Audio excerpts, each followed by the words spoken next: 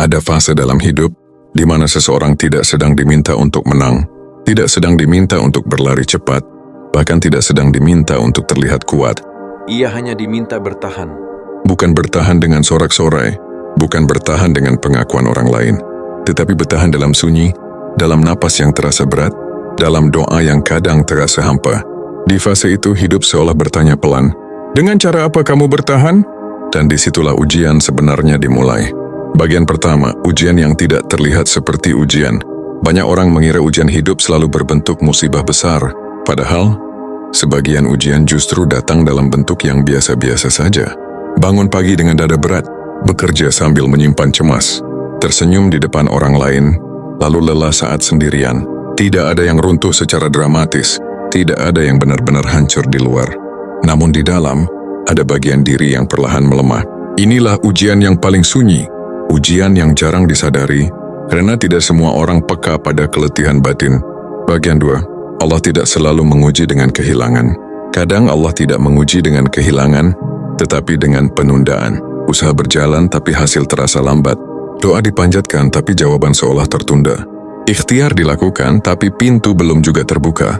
Di titik ini banyak orang mulai goyah. Bukan karena tidak sanggup bekerja keras, tetapi karena tidak siap menunggu dengan hati yang tenang. Padahal menunggu adalah salah satu ujian iman paling halus. Bagian 3, hidup menguji reaksi bukan keadaan. Dalam stoikologi, hidup tidak dinilai dari apa yang terjadi, melainkan dari bagaimana seseorang merespons apa yang terjadi. Masalah tidak membentuk manusia, cara manusia menghadapi masalahlah yang membentuknya. Dua orang bisa berada dalam kesulitan yang sama, namun lahir dengan kualitas jiwa yang berbeda. Yang satu tumbuh lebih bijak, yang lain tenggelam dalam keluhan. Perbedaannya bukan nasib, perbedaannya adalah cara bertahan. Bagian 4, bertahan dengan marah atau dengan sadar. Saat hidup terasa menekan, manusia selalu punya dua pilihan batin. Bertahan dengan kemarahan atau bertahan dengan kesadaran. Bertahan dengan kemarahan membuat hati lelah lebih cepat. Bertahan dengan kesadaran memang pelan, tetapi menumbuhkan kedewasaan. Marah pada keadaan tidak mempercepat jalan keluar. Mengutuk takdir tidak memperingan beban. Yang meringankan justru penerimaan yang jujur. Ini memang berat, tapi saya masih diberi kemampuan untuk bertahan. Bagian 5, ujian adalah proses pemurnian. Dalam tasawuf, ujian tidak dipandang sebagai hukuman, ia dipandang sebagai proses pemurnian hati.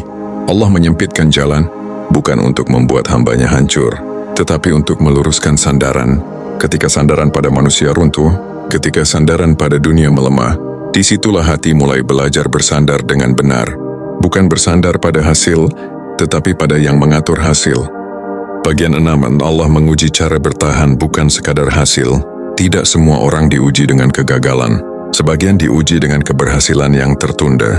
Allah sedang melihat, apakah seseorang tetap jujur saat tidak dihargai, tetap rendah hati saat tidak diangkat, tetap sabar saat tidak dipercepat, karena hasil bisa menipu. Tetapi cara bertahan tidak bisa dipalsukan. Bagian 7, kelelahan bukan tanda iman lemah. Merasa lelah bukan berarti iman runtuh. Merasa ingin berhenti bukan berarti gagal. Yang berbahaya bukan kelelahan, melainkan menyerah pada keputusasaan. Banyak orang saleh yang lelah. Banyak jiwa kuat yang pernah ingin berhenti. Yang membedakan mereka bukan rasa capeknya, tetapi keputusan untuk tetap melangkah meski perlahan.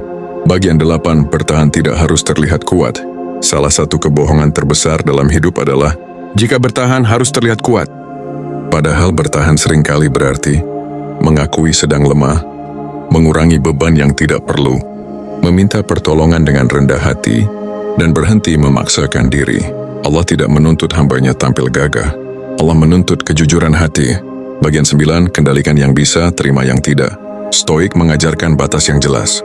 Ada hal yang bisa dikendalikan, ada yang harus diterima. Bertahan bukan tentang mengendalikan semuanya, tetapi tentang tidak menghabiskan energi pada hal yang di luar kuasa. Tenaga jiwa terlalu berharga untuk dihabiskan pada penyesalan dan amarah.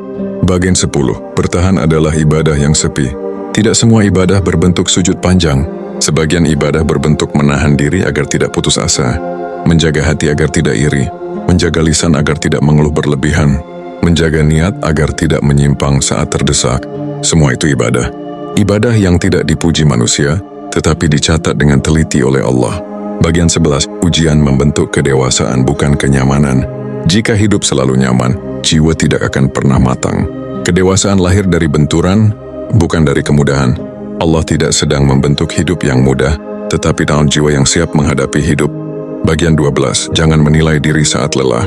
Kesalahan terbesar saat diuji adalah menilai diri sendiri di titik paling lelah. Banyak orang menyimpulkan, aku gagal. Aku tidak cukup baik. Aku tidak pantas. Padahal itu bukan suara kebenaran, itu suara kelelahan. Beristirahatlah dari menghakimi diri, bukan dari berusaha. Bagian 13, bertahan dengan cara yang diridai. Allah tidak hanya melihat apakah seseorang bertahan, tetapi dengan cara apa ia bertahan. Apakah dengan menipu? Apakah dengan mengorbankan prinsip? Ataukah dengan menjaga akhlak meski terhimpit? Disitulah nilai manusia ditentukan. Bagian ke-14, setiap ujian punya batas. Tidak ada malam yang abadi, tidak ada ujian yang tanpa batas. Yang Allah janjikan bukan hidup tanpa masalah, tetapi pertolongan bagi yang bersabar dan sadar.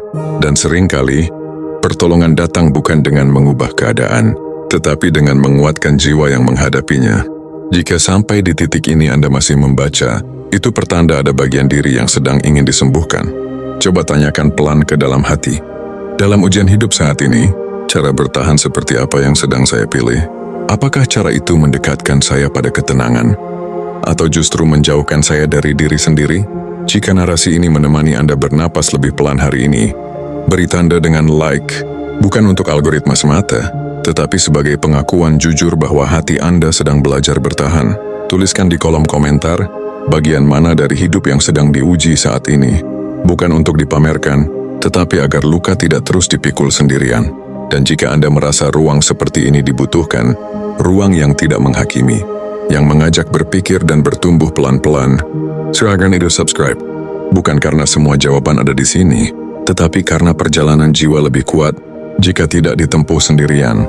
Bagikan konten ini kepada siapapun yang sedang diam-diam bertahan, agar mereka tahu Allah melihat usaha yang tidak dilihat manusia, sampai bertemu kembali di nafas baru, tempat jiwa belajar kuat tanpa harus kehilangan kelembutan.